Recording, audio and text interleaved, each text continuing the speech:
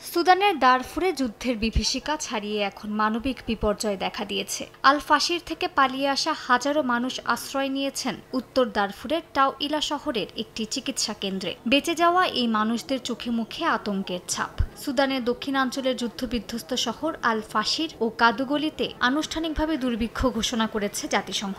মঙ্গলবার সকালে প্রকাশিত এক প্রতিবেদনে সংস্থাটি জানায় 2 কোটির বেশি মানুষ তীব্র খাদ্য সংকটে আর অন্তত 3,75,000 মানুষ চরম অনাহারে মৃত্যুর মুখে পতিত হচ্ছে। শহরগুলো এখনো অবরুদ্ধ থাকায় সহায়তা পৌঁছানো সম্ভব হচ্ছে না।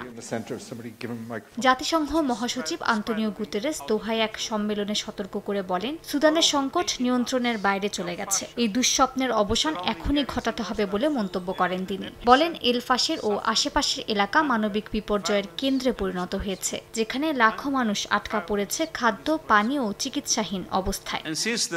সুদানে আর কোনো অস্ত্র প্রবেশ করতে দেয়া যাবে না। একই সঙ্গে আমাদের বিচার নিশ্চিত করার ব্যবস্থাও করতে হবে, কারণ যে অপরাধগুলো ঘটছে তা এতটাই নৃশংস যে সেগুলোকে কোনোভাবেই ছাড় দেওয়ার সুযোগ নেই।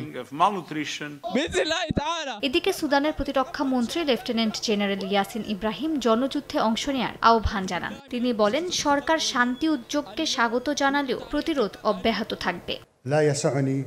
আরএসএফকে মদদ দেওয়ার অভিযোগের মধ্যে দোহা সম্মেলনে কাতারের আমির Sheikh Tamim bin Hamad Al Thani বলেন, এল ফাশিরে সংগঠিত হত্যাযজ্ঞ ও বর্বরতায় তারা স্তম্ভিত। তিনি যুদ্ধের অবসান ও রাজনৈতিক সমাধানের আহ্বান জানান, যাতে সুদানের ঐক্য ও সার্বভৌমত্ব অটুট থাকে। মালিহা সুহরওয়ার্দী, সময় সংবাদ।